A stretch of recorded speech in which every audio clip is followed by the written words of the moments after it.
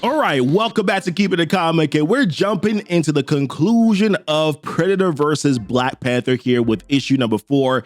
And in this one, we get the final battle between Black Panther, T'Challa, and the Predator, and a little of what will come after the series is over as well. So we pick back up on this one here with the Black Panther, Okoye, and 2 members here of the Atut Saraze back at the Great Mound of Wakanda.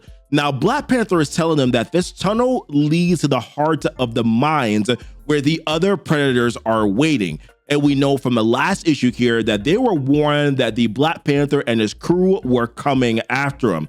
Well, Black Panther wants to stop here because he wants to move into the maintenance hatch, because what he realizes here is that they are too exposed in the main tunnel, and that what they need to be able to use here is the element of surprise, which is what the predators have been using against them since the very beginning.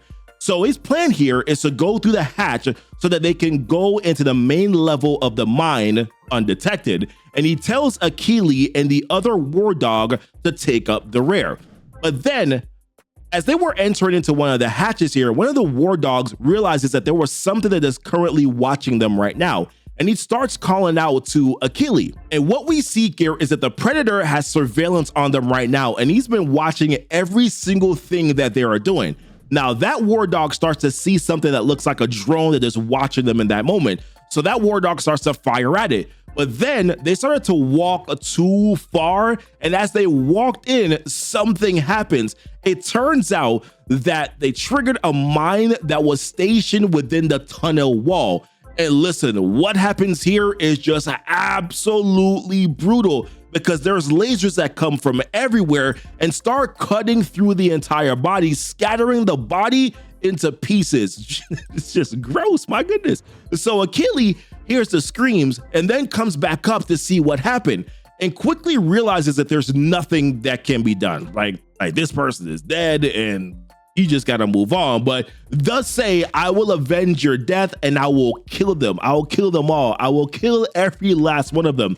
But here's the thing, Akili didn't realize that there was a predator right behind. Now, back outside of Wakanda here at the perimeter, remember from the last issue here that Falcon had just come to quote unquote rescue Shuri. So Falcon's just trying to understand like what's going on right now. So he's like, hold on, you're a princess to start off with. He's like, Princess Shuri? So she explains, yes, I am a princess of the kingdom called Wakanda, which is initially hard for Falcon to kind of believe here, but being that he's seen everything that is going on right now that has been transpired, and also the fact that there's a dead Yatja right in front of him on the ground, he's like, okay, I guess I'll believe whatever it is that you have to say.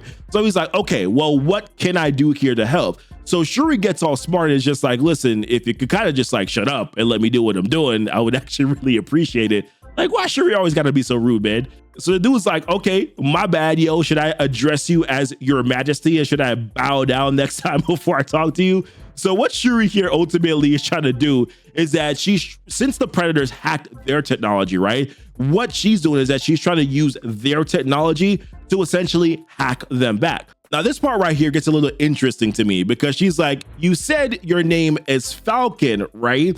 And then she tells him, she's like, grab hold of me. So he's like, what? And then she's like, grab hold of me, be the big spoon now. And I'm like, huh? Which literally kind of just makes me start cracking up laughing when I was reading this. She also lets him know that she can only assume that they're monitoring Wakanda security channels. And if one of them stepped out, then one of them would be expected to then step back in. And this is where she says, she's like, I assume that your suit has the ability to jam GPS. And before he could like respond and like acknowledge or confirm, she kind of like just continues on and she's like, also your wings are gonna have to be used here to block infrared tracking. So which is that one where he's like, okay, yeah, it can do that. And she's like, we're gonna need that later on. And that's when she jumps into his arms, looking like the princess that just got saved by the man with the bright and shining armor, who is ready to like whisk her away, which once again, honestly just has me cracking up at the same time. So then we jump back to seeing Black Panther and Okoye, and he says to her as they get through the hatch, he's like, yo, let's be quiet as a mice. But then right behind him, all we hear is thump, thump, thump, and then we see Achilles' headless body. And the only reason why Black Panther knew it was Achilles was because the Predator had sent him with a recording that said, "I will kill every last one of them, I swear," which we know is what Achilles had said to the fallen war dog. And usually, by the way, that is how Predators communicate, by using recorded messages. And shout out to QP Green 91 here for mentioning that in the comments in the very last video. I appreciate it. Thank you. So Black Panther was trying to tell Okoye, like, listen, they know that we're here now. But once again, before that message could really reach her, one of the Dora Milaje, they get their head chopped off. And I'm like, yo, what is going on, man? And before you could even like react, and she gets hit too. Like, she gets hit and then she starts flying across the room. But luckily she was able to keep her head, okay? Now, Okoye, being the warrior that she is, she was able to grab her spear while she was like flying through the air at the same time. And then she fires a spear off and it like gets right under the neck, or right through the neck, I should say, of one of the Yautjas. And then that one that killed Achilles, he came down the shaft using that same voice recording again, saying, "I will kill every last one of them." So then both the Predator and Black Panther, so now this Yautja here and the Predator, they start spinning through the air, right? Until Black Panther was finally able to like spin and then land on top of him with all their momentum that they've been building up, falling on top of that Yautja.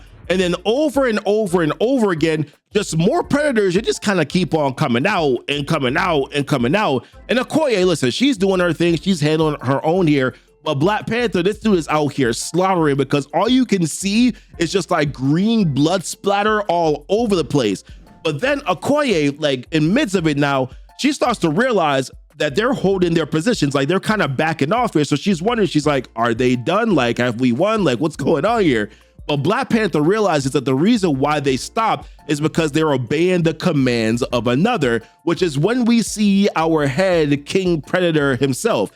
And it's here where Black Panther realizes that this right here, this is no longer like a group, my group against your group fight. This is now a 1v1 fight right now between him as king and then their king, which is when the head Predator of this crew, the Yautja, he takes off his helmet and reveals his face. And out of respect for this fight, Black Panther, he's like, okay, I'm gonna take off my helmet too. And he actually takes off his entire suit. And then he requests, he's like, Okoye, can you give me your spear? So then he realizes that this Predator right now, he's like, yo, he has something to prove. And to be fair, Black Panther also has something to prove too, because up until this point, he's been bested by this Predator, right? By this Yautja. And he's asking himself the question, he's like, yo, can I even really truly protect my people? So both of them start going at it. And you can see like the athleticism going on here. You can see the staffs that are clashing at the same time. You know, and the narration continues to go on, saying face to face, skin to skin. There was more than a kingdom here at stake. There was pride. Now, Black Panther got him down on the ground and he asked the question to the Yautja. He's like, yo, do you yield? But honestly, this is where Black Panther always makes a mistake, right? Instead of like killing your enemy because that enemy is trying to kill you, he doesn't do that. And that's going to come to bite him here, because it mentions how the Predator had felt disgrace. Because remember, this whole thing was because he lost to his brother. It's Yautja. He lost to his brother, and the fact that he didn't have the respect of his father. So in that moment, it all came crashing down on him again. But this Predator, he was like, listen, I will not allow for his father or any king to humiliate him anymore. Which is when he gets up and he stabs a Black Panther in the arm. And then it looks like he swipes and kind of like cuts him here on his leg as well. And what that does is that it causes the Black Panther an immense amount of pain, to the point where he actually could not continue on with this fight anymore. But the Predator, he didn't finish off Black Panther. What he did, he just told his soldiers, he's like, you guys go back to the ship. And after all, like, you got to think about it. They have the vibranium that they came for. They now have bested the king. The king is injured, so they really can't stop these guys at this point. And they're like, listen, we will return back to battle on another day here when we're stronger than we were before, now having that vibranium. And now Wakanda is essentially here at a crossroad. And this is a nation that has essentially flourished here, right? In isolation. They've never offered to help anyone before, and they've never asked anyone for help either. But in this particular situation here, they did have some help from the outside world with the Falcon. So the Falcon and Shuri, they see when the alien ship is leaving that Great Mound. So they go to stop it as the last line of defense. And as you can see here, Falcon is trying to like battle the ship by being in front of it, trying to stop it, while Shuri is attached to the back of the ship herself here. And now remember, she has one of the alien arms right here from the Yautja, which is what she uses here as her weapon. So she attaches it to the ship, and then she starts falling down. So then Falcon rushes to go catch her. Now Falcon is sorry because he's like, listen, I couldn't stop it here. I couldn't stop their ship, and we were ultimately too late here. But Shuri was like, actually, we were just in time. So at that moment, that alien arm that she attached to the ship starts to go beep, beep, beep.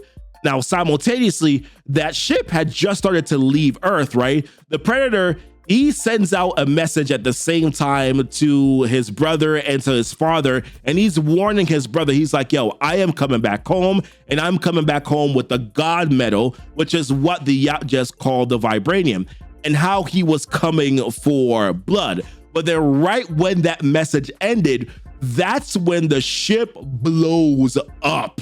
But then here is the thing. Although the ship and nothing else on the ship survived, the Vibranium that survived, the God Metal as they called it, was now theirs to have, because that metal, that Vibranium, started to fall around the kingdom of his brother and his father. And it mentions here how this was now going to serve as a way to advance their arsenal into one that will rival any in the cosmos, including Earth. But my question here that I currently have, right, is where else did the Vibranium fall? It couldn't have all just fell on that planet, right? There had to have been other areas where it fell as well. And I wonder, did it fall in other areas on Earth and other planets? They kind of left it open-ended for us to kind of try to figure that thing out. The one thing that they said, though, is that the story ends, but kind of just for now. So listen, what do you think here about this particular finale for Predator versus Black Panther? Are you upset that we didn't see a victory here from Black Panther T'Challa himself? It kind of seems like they left this as a cliffhanger purposefully here to make sure that they could continue on this in the future. We do know that there is going to be a Predator versus Spider-Man that's going to be coming out here in 2025. So maybe some of this will probably pick up here in that particular story as well. Listen, also subscribe to the channel if you are new here. Check out our playlist where we've covered all the previous issues of the series as well. Check out the link that is down below in the description where you can follow us on social media and other places. And until next time, thank you for kicking it with Keepin' It Comic. Bye.